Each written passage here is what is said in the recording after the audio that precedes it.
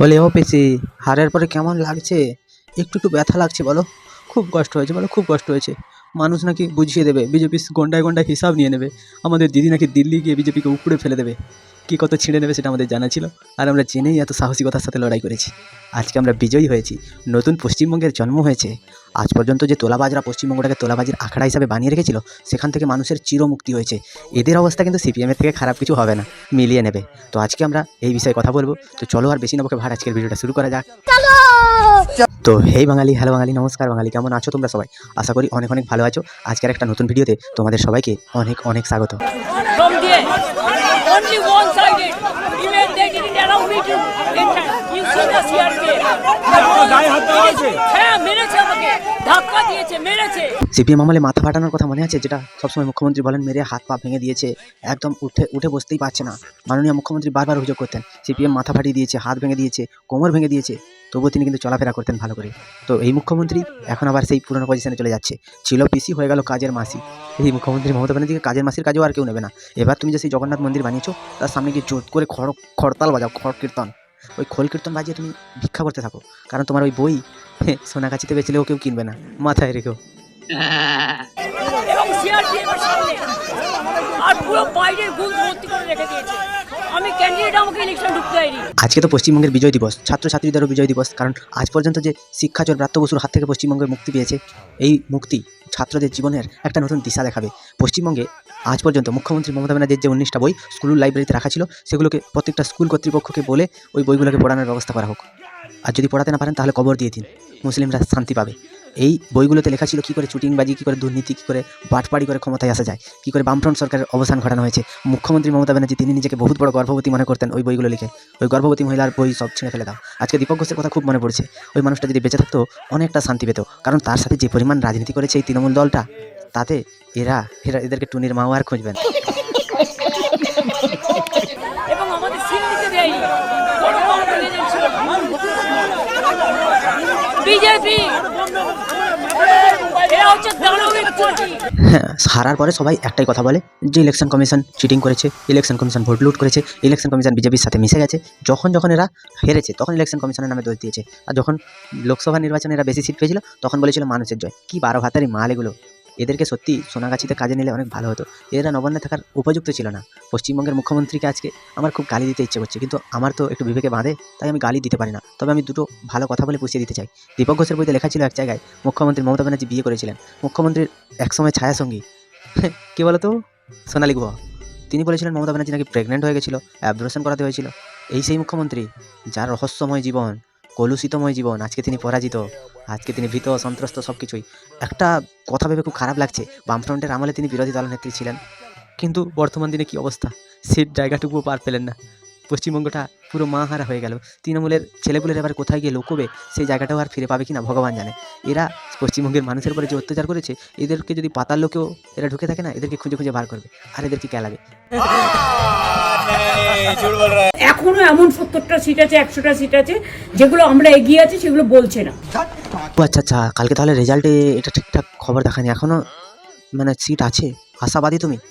সত্যি দিদি একটা কথা জানাচ্ছিল, বলে তুমি কি খেয়ে সকালবেলা, কি করে তুমি রাত্রেবেলা কী খেয়ে তুমি ঘুম থেকে উঠেছিলে, সেটা যদি আমাদেরকে বলতে একটু ভালো হতো। তোমার একটু গ্যাস হয়েছে, ভালোই গ্যাস হয়েছে। সেখানে তোমাদের কাউন্টিংয়ের কাছে তোমাদের তৃণমূলের এজেন্ট আছে, বিজেপির এজেন্ট আছে, এতগুলো লোক আছে, তারা সেখানে ভুলভাল করছে, আর সব কিছু ভুলভাল হচ্ছে, কিন্তু মুখ্যমন্ত্রী মমতা ব্যানার্জির কাছে ঠিকঠাক খবর চলে আসে। যখন মঞ্চে থাকেন না, তখন তার কাছে দমে খবর আসে, প্রচুর খবর আসে। এই খবরগুলো যে কে দেয়, আর তো খবর দেওয়ার লোক থাকবে না, তিনি আর খবরও পাবেন না। নবান্নের 14 তলাটা যে তিনি দখল করে বসেছিলেন, এবং তিনি ভেবেছিলেন যে পৃথিবীর কোনো শক্তি তাকে সেখান থেকে নড়াতে পারবে না।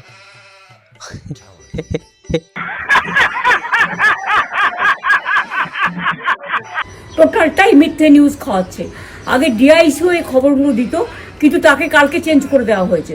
মুখ্যমন্ত্রী মমতা ব্যানার্জি চেয়েছিলেন যে পশ্চিমবঙ্গে কোনো রকম কোনো কেন্দ্রীয় বাহিনী নয়, মুখ্যমন্ত্রীর পছন্দ করা কিছু অফিসারদেরকে নিয়ে রাজ্য পুলিশ দিয়ে ভোট করানো হোক। আর এসআইআর কিছু হওয়ার দরকার ছিল না। যেই রকম ভোট হচ্ছিল, যেরকম ছাপ্পা দিচ্ছিল, সেরকমই দিতে থাকতো। ইনার মনস্কামনাটা পূর্ণ হয়নি, তো তাই একটু ঝাল লেগেছে। কোথায় সেটা বলবো না, কিন্তু ওটা তোমরা বলবে কোথায় ঝাল লেগেছে। এবার একটা কথা বলি, পশ্চিমবঙ্গে এই যে একটা অবাধ শান্তিপূর্ণ নির্বাচন, মানুষজন যে মন খুলে ভোট দিয়েছে, এত পার্সেন্ট ভোটার ভোট দিয়েছে, শেষে বিজেপির জয় হয়েছে। পশ্চিমবঙ্গের মুখ্যমন্ত্রীর এখানটায় কষ্টটা কোথায় জানো? তিনি যেটা চেয়েছিলেন সেটা পেলেন না। মানুষ যে মরার আগে সে যে ঠিক করে রাখে যে আমার এই আশাগুলো পূরণ হলো না, তো মুখ্যমন্ত্রী এই আশাটাও আর মরার আগে কোনোদিন পূরণ হবে না, কারণ উনি যেদিনকে মরবেন ততদিনও মনে হচ্ছে আর তৃণমূল ব্যাকআপ করতে পারবে না, কারণ ইনাদের দলে তো সব চোর চিটিংবাজ সুবিধাভোগী মানুষেরা থাকে। কারণ যে পবিত্রকর শুভেন্দু অধিকারীর বিরুদ্ধে দাঁড়িয়েছিল সেই পবিত্রকর হেরেছে, কিন্তু সে যেদিনকে তার নাম ঘোষণা হয়েছে তার আগের দিন তৃণমূল জয়েন করেছে। ওকে মানুষ ভোট দেবে? ওই তো বিজেপির হয়ে কাজ করতো, ওকে আর মানুষ ভোট দেবে তৃণমূলের হয়ে? মানুষজন ফুল দেখে ভোট দেয়, মানুষ দেখে নয়। তৃণমূল কংগ্রেসের ফুলগুলো নেতিয়ে পড়েছিল তাই আর মানুষ ভোট দেয়নি, ওরা ওই ফুলের পরে মুতে দিয়ে বেরিয়ে গেছে।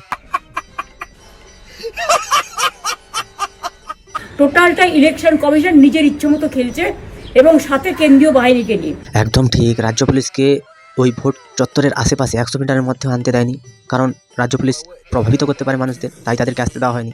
এবং এই নির্বাচনে রেকর্ড, পশ্চিমবঙ্গের এতদিনের রেকর্ড, একটাও লাশ পড়েনি, শান্তিপূর্ণ ভোট হয়েছে, কোথাও ছোটোখাটো বিশৃঙ্খলা ছিল। এই নির্বাচনটাই তো পশ্চিমবঙ্গের মানুষ আশা করেছিল এবং সেটা পেয়েওছে। ধন্যবাদ জানাই নির্বাচন কমিশনারকে এই একটা পাগল আতপাগল মহিলার হাত থেকে পশ্চিমবঙ্গটাকে রক্ষা পাইয়ে দেওয়ার জন্য। এই অবাধ নির্বাচন হতে মানুষজন কিন্তু ভোট দিতে আসতে পেরেছে, নাহলে আসতো না মানুষজন, জিতে যেত মমতা ব্যানার্জি, তখন এই ব্লেমগুলো করতো না। যদি একবার জিতে যেত তাহলে মুখ্যমন্ত্রী মমতা ব্যানার্জি বলতো এই জয় মানুষের জয়, এই জয় বিজেপির অশুভ শক্তির বিরুদ্ধে শুভ শক্তির জয়, এইরকম ডায়লগগুলো মুখ্যমন্ত্রী মমতা ব্যানার্জি দিতেন, শুভ নন্দন বলে তিনি উৎসাহিত করতেন মানুষজনদের। আর তৃণমূলের ওই সব যে ছাঁচড়া নেতাগুলো কোথায় গেল, যারা কেরালায় গিয়ে, যারা ত্রিপুরায় গিয়ে ঝামেলা বাঁধিয়ে এসেছিল, তারা কোথায় গেল? সেই সব নেতাদেরকে এবারে প্রণাম জানানোর সময় এসে গেছে। আর পশ্চিমবঙ্গে বিজেপির যে নতুন সূর্য উঠবে, সেই সূর্যের তাপে যেন তারা সব শেষ হয়ে যায়, আর যেন কখনো কোনো দিনও ঘুরতে না পারে। ওদের কাছে আমার একটাই বিনীত অনুরোধ থাকবে আর নিবেদন থাকবে, পশ্চিমবঙ্গের মানুষ যেন ওদেরকে আর কখনো কোনো দিন এই দুনিয়ায় দেখতে না পায়। Bye bye, tata, good bye. বিজেপির নির্বাচন কমিশন, মুখ্যমন্ত্রী একটা ভালো কথা বলেছে, নির্বাচন কমিশন যদি বিজেপির হয়, পশ্চিমবঙ্গের মমতার বাপের পুলিশ, তাই তো পুলিশগুলোকে আজ পর্যন্ত পায়ের চটি জুতো করে রেখেছিল। উত্তরপ্রদেশে পুলিশদেরকে পুরো ছাড় দেওয়া আছে, ওখানে ওরা যা ইচ্ছে তাই করতে পারে, কিন্তু পশ্চিমবঙ্গে সেটা পারে না। মুখ্যমন্ত্রীর দয়া, অনুপ্রেরণা, সব কিছুতেই ওনারা কাজ করেন। এবার ওই যে পুলিশের বড় বড় অফিসারদের কী হবে, যারা মুখ্যমন্ত্রীর হয়ে কাজ করেছিলেন, যারা আমাদের দিদি অভয়ার কেসটা ধামাচাপা দেওয়ার চেষ্টা করেছিলেন, যেই সব অফিসাররা ওই আরজি করের সামনে দাঁড়িয়ে জোর করে লোক ঢুকিয়ে ভাঙচুর করিয়েছিল, তাদের কী হবে? বিনীতবাবু আপনার কী হবে? আপনাকে কে বাঁচাবে? এবার তো বিজেপি এসে গেছে, শুভেন্দু অধিকারী আপনাকে তো ছাড়বে না।